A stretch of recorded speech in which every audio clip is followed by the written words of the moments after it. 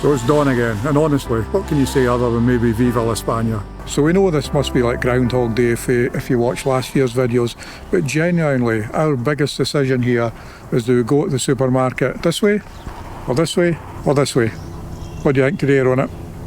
Beach?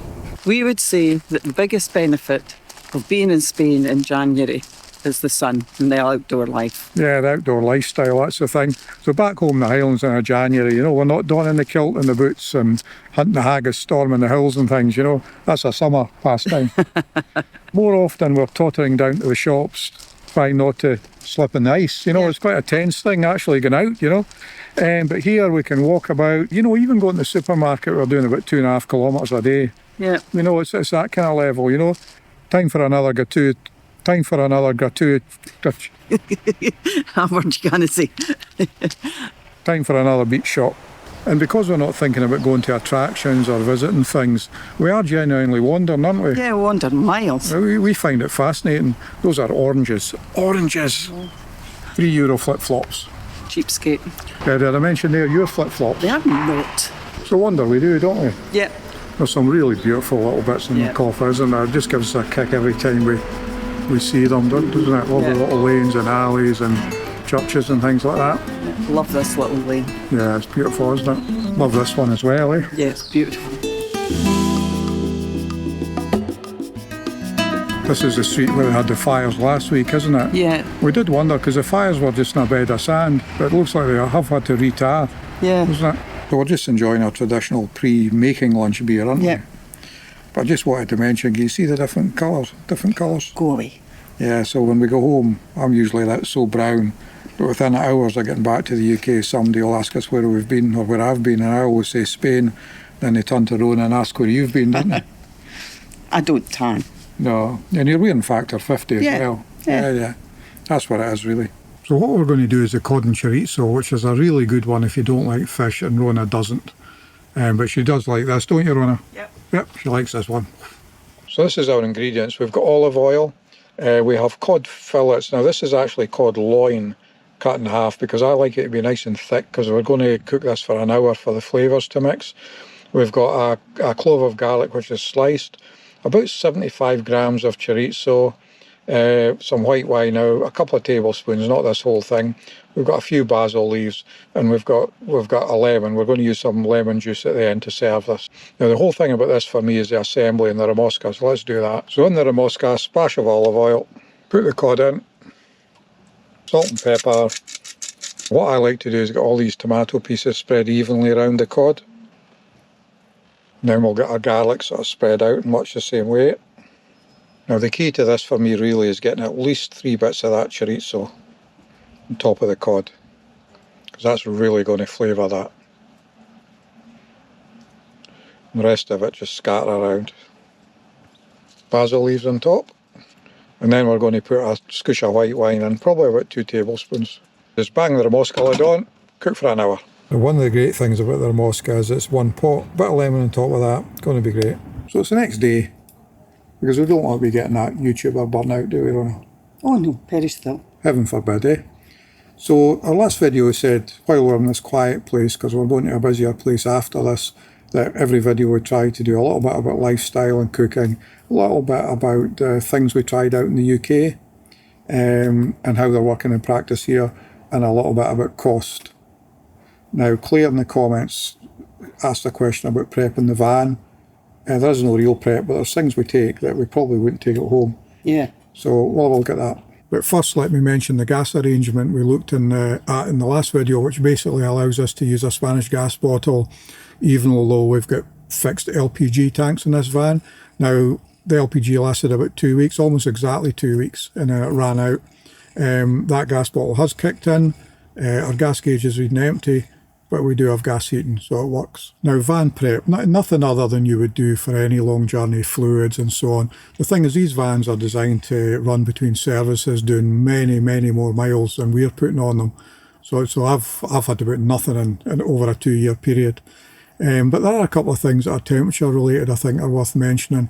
Now we drive from Inverness down to the south coast of Spain here with no water on board. Now that's because of the risk of freezing, obviously, you know.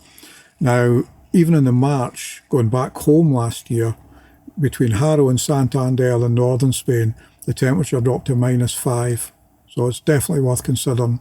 And speaking of temperature change, they reckon that your tyre pressures will change between 1 and 2 psi for every 10 degrees centigrade of temperature change. Now, obviously, we can believe in the Highlands or anywhere in the UK in minus something temperatures. And 4 days later, we arrive in Spain and it could be plus 20 something. So we need to check our tyre pressure. So we carry this 12 volt one, which is obviously suitable for going to the higher tyre pressures. These camper tyres typically go to 79 psi in this case. I think this one probably does about 110, I think, something like that. And I suppose the other things that are worth mentioning is, we can drive much faster in Europe than we can in the UK. The roads are better and the speed limits are a bit higher. Now, when we're travelling down to the south coast of Spain, north coast to south coast, we're not sightseeing.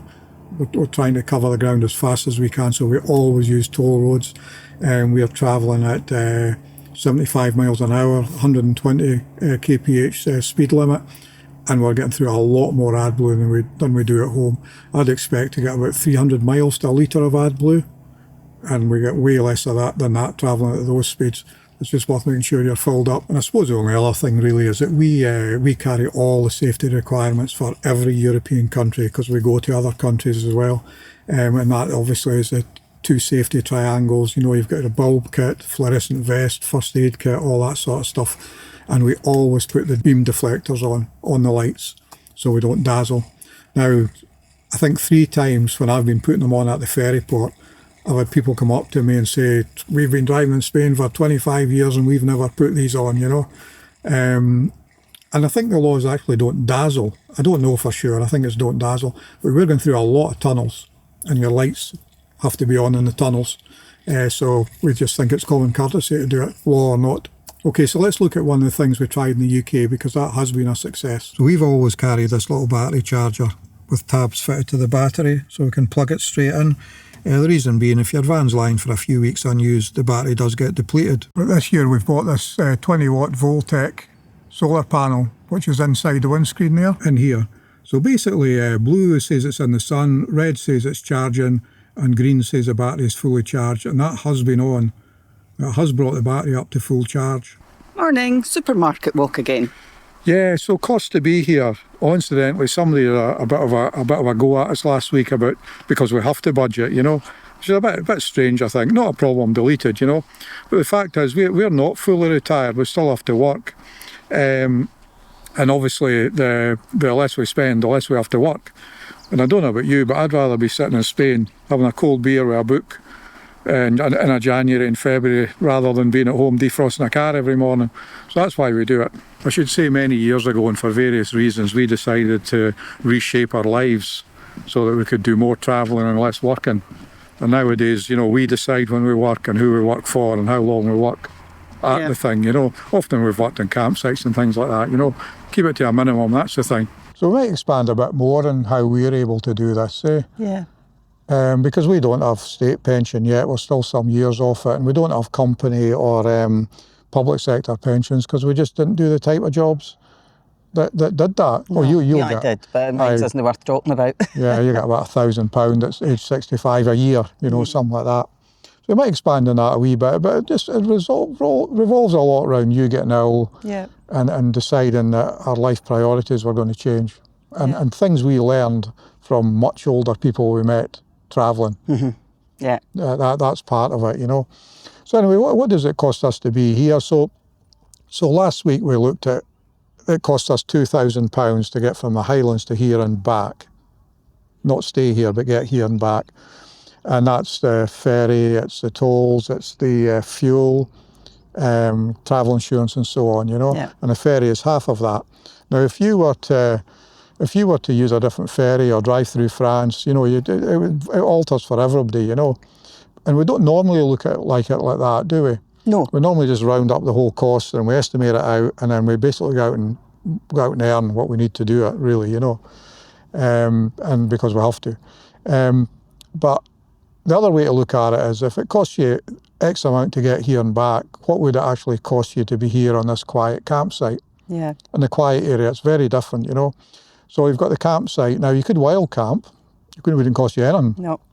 But staying somewhere for this amount of time, like 6 weeks we're going to be here, I don't know, it wouldn't be an option for us anyway, you know. No. And I should also mention that most of the Spanish campsites we've been on have security guards.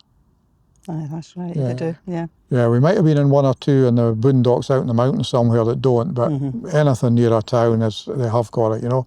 But it's very hard to say exactly what a campsite costs, because on these smaller family-run ones and these smaller, on the edge of smaller towns in Spain or seaside villages, you contact them and ask for a quote based on the number of days you're going to stay. And we have no idea what other people get quoted, but we can give you an idea, you know. So for a campsite in a quiet seaside town like this, where you can still walk to a supermarket, say, and there's some bars and restaurants open, we would expect to be paying somewhere between 13 and 20 euros all in. Now, I say all in because on a long stay, you're probably going to pay for the electricity separately. You may choose to pay for gas, because the electricity is going to be somewhere between 40 pence and 50 pence, 40 cents and 50 cents a kilowatt nowadays, you know. So you've got to kind of keep an eye on it. Now, that doesn't mean the campsite is going to cost 20 euros.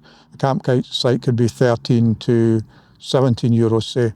But by the time you put your bit of electricity, the mix of electricity and gas you're going to use, it'll be 18 euro, 19 euros, what we'd expect to pay, you know. Now, out of interest, we looked at Villasol and Benidorm for exactly the same dates, and that was going to be €22.50 per night for the same period, plus electricity. Now, we know that would probably cost us 25, 26 euros in reality, you know. So it's, you know, there is a big difference between a built-up area and a quiet place. Yeah. Where we doggy visiting us, look. Compared to being in the UK, we live like kings here, don't we? Oh, definitely, yes. Yeah, we go to the supermarket and we buy what we want. 90% of the time we're cooking on the pitch. Yeah. About every 10 days probably we go to a little bar or restaurant and we have some tapas and a couple of beers, you know. But generally it's a quiet life. Yeah, aye. But we're warm. We're warm, That's a big difference. We take 9 days of clothes with us, washed roughly every 7 days-ish. Yes. It costs us about €7 here. We allow about 10 a week, you know. Sometimes you have to wash more, and some sites are more expensive than this one, you know. But at the end of the day, and this is last year's figures, because we haven't finished this year, I'm expecting it to go up a little bit, because we know we're probably spending another couple of euros a day in the supermarket alone at the moment, you know. Yes, aye. And we're in a different deal than we were last year and things like that. But we are spending £32 a day. Yeah. All in. Oh, sorry, last year we spent £32 a day all in. Yeah. Now, the obvious thing is you can offset the money you would have spent at home against that. So that's food and fuel and all the other spending you would have done at home. You know, clothing, entertainment, whatever you would do. And everybody's different, but for us it means that we are spending only about £100 more than we would have done at home for the same period of time. Yeah. And I'm pretty sure, you know, if we lived a bit more like we do at home, a bit more prudent, we'd be spending less here than we do at home. So that's one way to look at it. I think that's about it for this week from sunny Spain, isn't it, you know? So say we may expand a bit more on how we're able to do this. Yeah. So we'll see you next video, and we'll say bye to Cleo and Charlie and Joey. Bye. Bye.